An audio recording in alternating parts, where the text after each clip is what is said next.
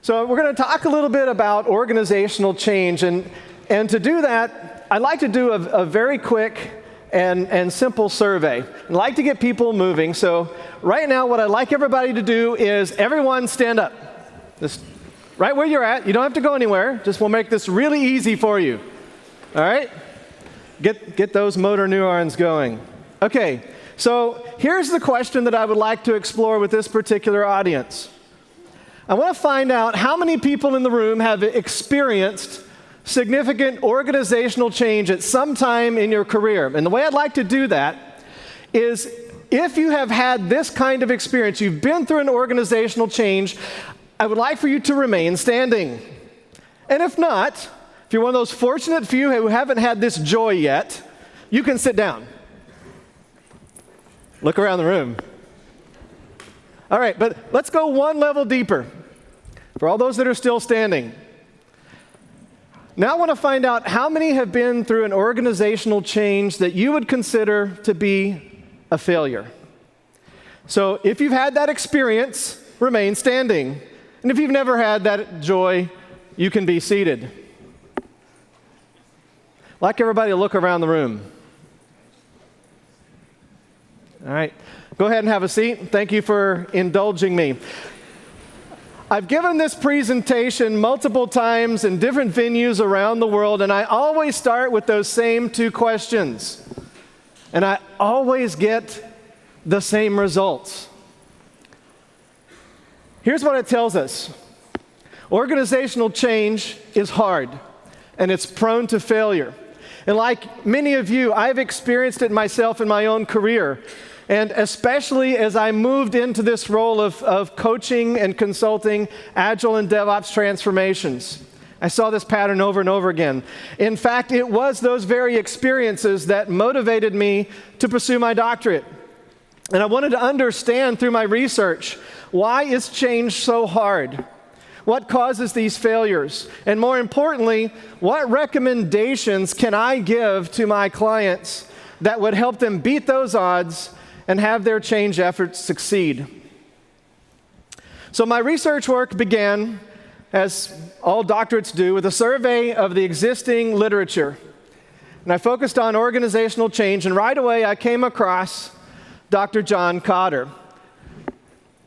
Now, Dr. Kotter, in his book, Leading Change, made a statement. And that statement was that in his experience, as both a professor and as a consultant, that 70% of the organizational change initiatives he had seen and witnessed had failed.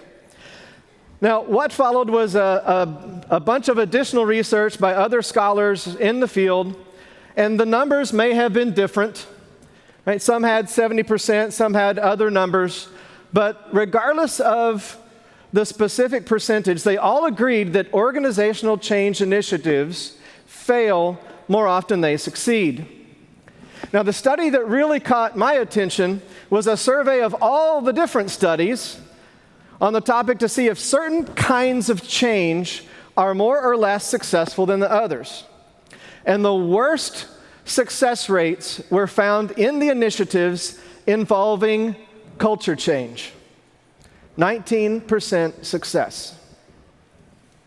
Now, if you think about it, look at any Agile or DevOps State of the Art survey, and what's typically the number one challenge that respondents say is the biggest impediment to successfully implementing Agile or DevOps? Culture, every time. So we put these two things together, and that doesn't look too good, does it? Well, the implications of this pattern of continual failure in organizational change, it has a lot more implications than just our Agile and DevOps transformations not succeeding. Because why are we going this route in the first place? It's because there's significant business change that we need in order for our organizations to remain successful. And we see what happens when that change is less than what we intended. We see it in organizations that have historically been leaders in their markets, companies like Kodak and Blockbuster, who are no longer in business because of their inability to adapt to rapidly shifting market dynamics. Companies like Toys R Us, now in bankruptcy, and other well-known names like Sears and JCPenney and Bed Bath & Beyond that may not be far behind.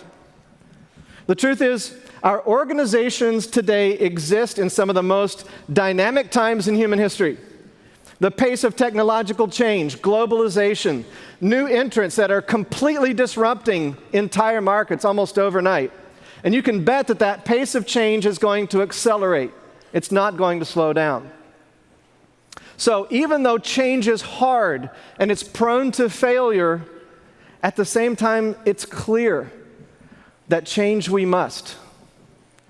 And that organizational agility and the ability to adapt and change is a core competency for our companies in the 21st century. So here's what I did. I set out to learn, why is organizational change so hard? And why is the failure rate so high? As I surveyed the existing research on that question, I found many reasons. Things like poor communication, poor planning, poor timing, and sometimes it was just flat out the wrong change. But one reason was cited over and over again, more than any other, and it has to do with how we as humans respond to change.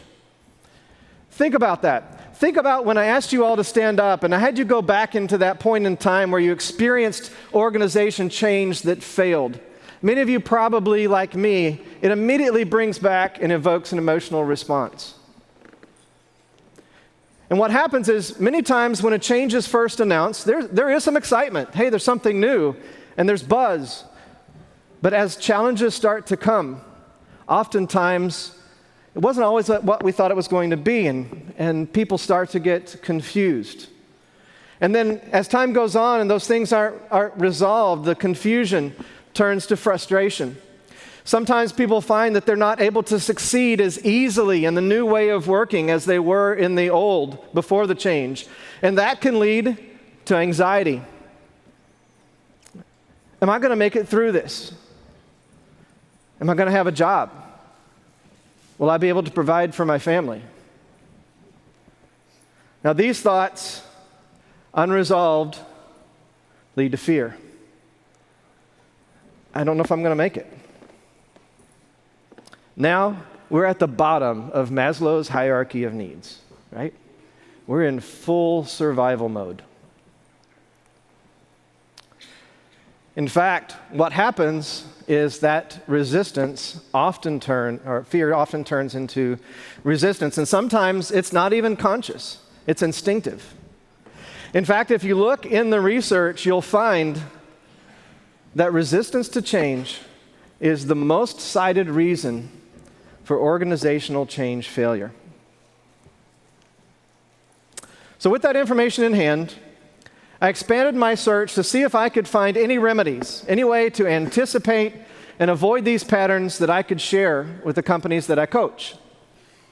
I looked at different change models. I looked through various studies that had been done in different behavioral sciences, but I kept seeing this one topic come up over and over again, and it had to do with the behaviors of leaders during organizational change. It was in this research that I initially learned about one of the most interesting leadership theories called Transformational Leadership that seemed to be consistently connected to organizational change research. In fact, I discovered that more peer-reviewed research has been conducted on transformational leadership than all the other leadership theories combined. Now that got my attention. So what is transformational leadership? It's a set of behaviors that was first posited by a man by the name of James Burns. So Burns was an autobiographer for John F. Kennedy. He was also a combat journalist in World War II.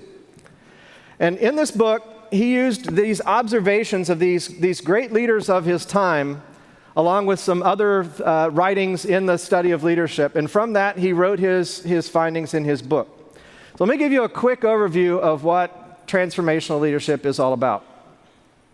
So I put this in 4 quadrants to help us get our heads around what these behaviors are. The first quadrant, the lower left-hand quadrant, I like to call the vision quadrant.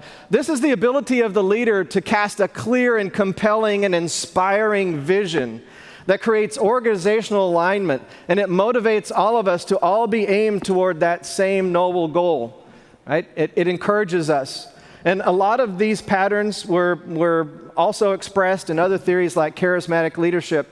And if we think about Burns and John F. Kennedy, right, that we're going to put a man on the moon by the end of the decade that aligned an entire country around a very single and crystal clear goal.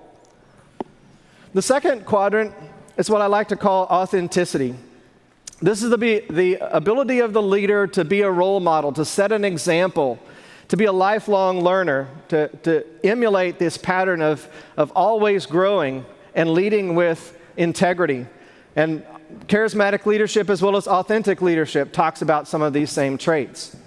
The third quadrant is this idea of growth. The transformational leader is committed to making sure that everybody in the organization is growing.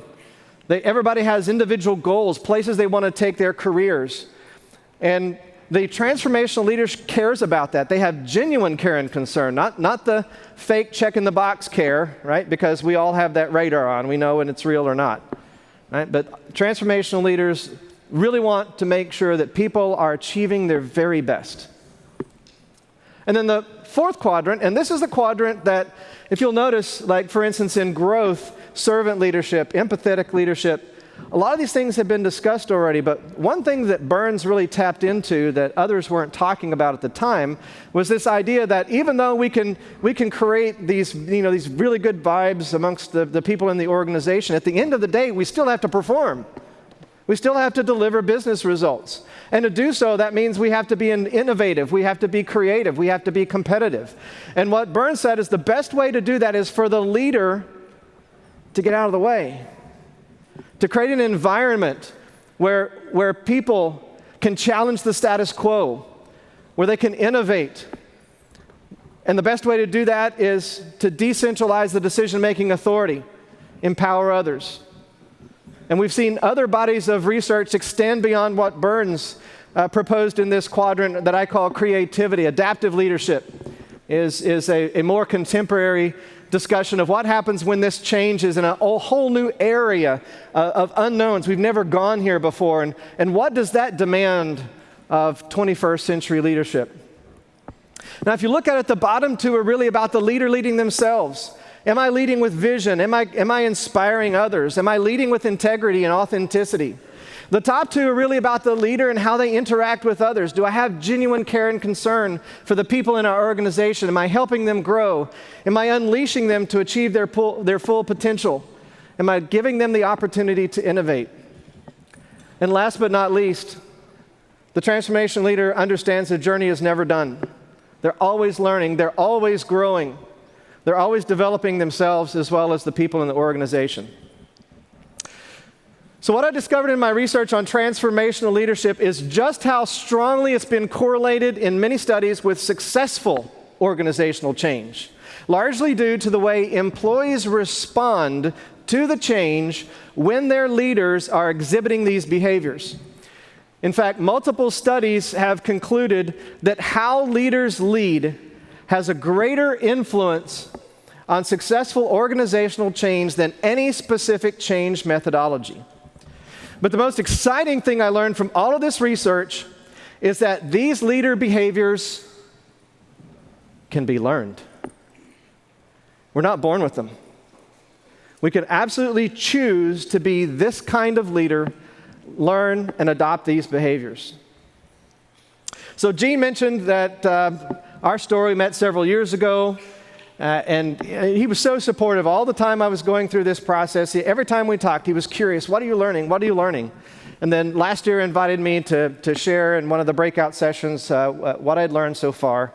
And he mentioned the study that we did. We took the survey instrument on transformational leadership and had asked all of the past and previous speakers to take that survey.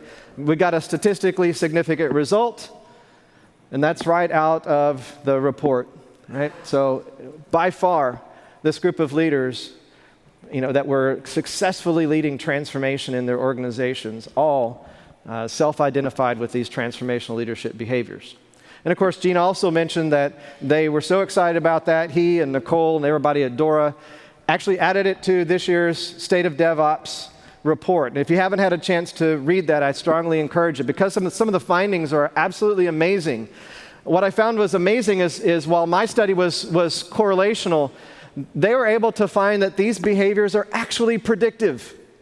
That you could predict high-performing teams based on the presence of these behaviors. You could also predict that if you had a low-performing team, you would see a low presence of these behaviors. And that has tremendous implications for those of us in organizations who are considering or are in the process of transitioning to or embracing Agile and DevOps practices. So not only are we seeing this pattern in research, but we're seeing it amongst some of the most recognized and written and well-known authors and speakers in the industry. You heard earlier from Scott, he mentioned Captain David Marquet, who spoke at the Agile conference here just a few weeks ago. And another quote from that same book, Turn the Ship Around, that I think is just fantastic, is how he learned that his job as a leader had shifted from taking control and attracting followers to giving control and growing leaders. Right? Those are the top two quadrants of the transformational leadership model.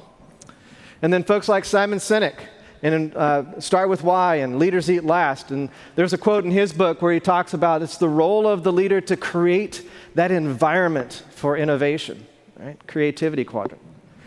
And then Sheryl Sandberg, right? COO of Facebook and author of Lean In. And she talked in one point about this, the importance of leaders having authenticity, and authenticity is so much more important than perfection. That's the lower right-hand quadrant. Right? Pretty cool. Oh, I also discovered that if you're going to write a book, clearly your publicist has to have a picture of you with folded arms. This all sounds great, but here's the reality. It doesn't mean it's easy. Change is hard, and people often respond poorly to change. And sometimes we might think it's easier to cast off those who are really struggling with the new way of working and bring in a different set of people that will embrace the change. But I'm here to tell you that's not the answer. I'm currently reading Eric Ries's new book, The Startup Way, and he establishes that right in the very front. Now, we know that not everyone will choose to take this journey with us, but we should do everything that we can to lead with empathy and reinforce the value that every individual brings to the organization. Now, one of the most resistant groups that we find in change are often middle management, right? We've all heard that. And it's not surprising if we really think about it. They have the most responsibility and accountability if the change goes bad, but often have the least authority to choose or direct the change. They're also frequently the least confident in their ability to successfully manage the change, because transitioning to Agile and DevOps often impacts their jobs the most. What am I going to do? Direct teams? Well, actually, no. Our teams are self-directed now. Okay, so I can define the work, right? No, actually, the teams do that too. Okay, well, maybe I prioritize the work. No, actually, we've got product owners and product managers that do that. You see the pattern. So here's what we have to do. Leaders, if you are in a position of leading change, it is incumbent on you and it's incumbent on me to make sure that these people know that they are valued. We need them. They have experience. They have knowledge of our systems. They have relationships. They have networks inside and outside the company. Sometimes they know where the skeletons are buried. But that's good, because that information is critical to keep us from running off the cliff. Right. And remember, this is important because, after all, experience never gets old. And you never know who has it within them to truly make your transitional and transformational effort successful. All right, so I'm going to wrap with a story from my own experience. in transformational leadership and how it played out in a company that I worked for previously. And I hope this is encouraging you to explore these leader behaviors and how they connect with organizational change further. So as Gene mentioned, prior to coming to Scaled Agile where I work now, I worked for a company called SRA. We're a federal IT services company doing business with our government. And around 2013, our market was in an absolute nosedive. We had that burning platform, and it had to do with the shrinking addressable market. So we had sequestration hit us. We were pulling out of wars in Iraq and Afghanistan, so the military budgets were shrinking. We were, the dollars were drawing up, and what that created was this time of hyper competition. Now, what we saw happening in our industry was a lot of other companies were doing massive layoffs, and they had the strategy of kind of hunkering down and surviving. However, we had a CEO by the name of Dr. Bill Ballhaus, someone that I truly believe is and was in this time a transformational leader. He had a different approach. He said, look, here's what we're going to do. We're going to protect the base. We're going to be wickedly efficient. We're going to perform better than the competition, and we're going to take market share. We are not going to hunker down. We're not just going to survive. We're going to thrive. Now, there's a bold vision, lower left-hand quadrant. But now, as we looked at how we were going to do this, one of the first things that Bill did was to assess, do we have the right leadership mindset and behaviors to lead through this change successfully? And the answer and the conclusion he came to was no, we don't. So we had to prepare our leadership to lead their teams to where we needed to go. And to do that, our leaders needed a common language, a common understanding of the environment and what it was going to take to succeed. And that what we did, however we did it, had to be grounded in our core values of honesty and service, regardless of what the changes were that we implemented. We needed to train everyone in these leader behaviors, and we had to create critical mass. We had to be aligned to our core strategies. Bill also made it clear that this wasn't just an executive initiative. We had to get our middle managers and provided with the knowledge and the equipping of what it was going to take to bring knowledge workers into this conversation, because they would ultimately drive the success or failure of the changes that we were going to put in place. We had to instill at all levels, what did it mean to be a leader, to have the right mindsets, the right behaviors, especially in a time like we were facing when things were complex and difficult. So here's what we did. First, we did this one-day experience called Leading with Honesty and Service. It was a session to reground us in our core values, our history, the changing market, what it was going to take to survive and then to thrive, as Bill had articulated. And what was amazing, over this 1 year period, over 1,000 leaders were trained, and Bill led every single session himself. So everybody heard straight from the top, this is where we're going to go, and this is how we're going to get there. Next, we took the senior leaders through leadership training. Right? They felt it was important to set the right tone, the right message. It's important for us to change our leadership first. And that created an environment where other leaders were open to, hey, maybe I need to change as well. So then we built a transformational leadership program, and I'll describe that a little bit more in the next slide. But we took 150 of our next level leaders through this 1 year process, ending with an adaptive challenge as sort of the final project. We also built a program specifically for our program and project managers. They're the frontline managers that were providing direct supervision to the teams that were responsible for over 90% of the company's revenue. And then finally, leadership is not just about your formal title. We need leaders at every level, all the way down at the team level, even if it's informal leadership. So we also trained our teams. We put a one-day training, traveling roadshow where we went to where the project teams were, and we delivered this experience of what it meant to be and lead on a high-performing team. So that transformational leadership program that we put together, so here's what it looked like.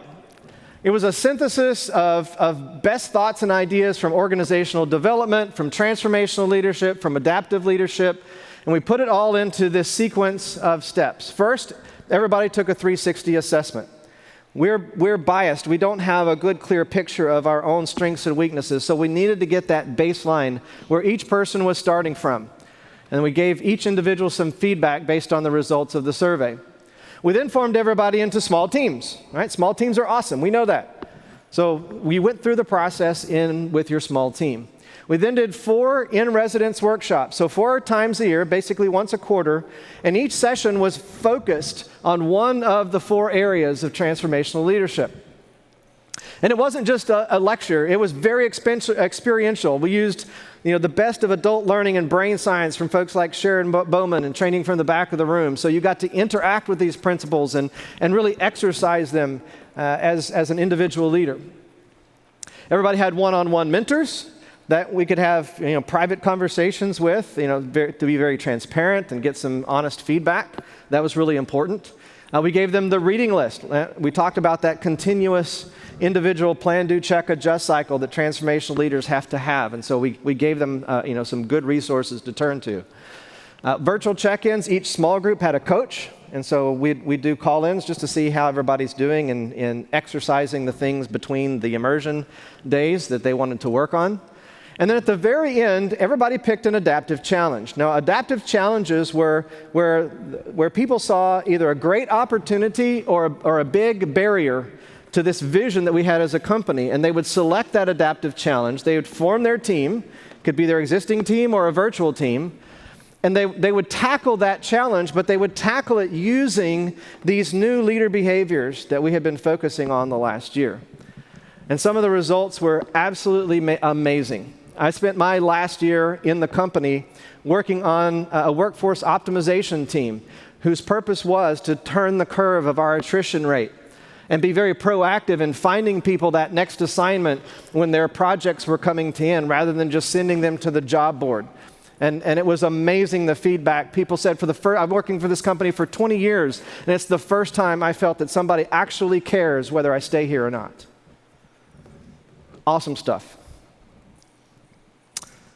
And the company experienced some hard results too. Now, in the first year, what we saw was the numbers that had been going steadily downward, they leveled out a little bit. So we started bending the curve. And by the second year, pretty amazing. All the key metrics that we were monitoring, all the things that we set in the vision and the target of what were the leading indicators, right? Eric Ries, Innovation Accounting, what are the leading indicators we're going to see that are going to tell us whether or not we're doing the right thing and we're achieving the results that we're after? And we absolutely saw that. And in fact, if you looked at our numbers compared to the rest of the market, right, we just saw that here's the little engine that could, right? And we're going up when everybody else is still going down. And they're like, how are you guys doing that? Right? We actually did interviews with trade publications in our market, like, what's going on with you guys? And to sort of put the bow on the story, it got some attention, and in 2015, we actually merged with one of our competitors and formed what's now known as CSRA, which was recently recognized as the #1 provider of federal IT services in the market. So, not bad. All right, so what have we learned? So final thoughts and words of advice. So number 1, change is hard, and it's likely to fail without the right kind of effective leaders leading with the right leader behaviors. We absolutely need leaders who can make a difference. And how we lead is a choice. It's not predestined for us. Regardless of what our life experience has been, how we've gotten to where we're at, we can choose to lead differently. High-performing leader behaviors unlock the absolute best in all of us, and that's what we need to succeed in our markets. And these leader behaviors can be learned. And here's just some things, if you're wanting to go on this journey yourself, regardless of what your company is doing, you can get 360 feedback, you can get a mentor, you can get a coach, and you can begin this journey yourself right away. So here's the help that I'm looking for. I don't think this story is done. We know the value of these behaviors. What we need is a repeatable and scalable model similar to what we did at SRA that can be used by many different organizations. So if you and your company think you might be interested in continuing the research and exploring that, here's my contact information. We'll also be at our booth next door in the exhibit hall. Stop by. I would love to chat about it with you. Thank you very much.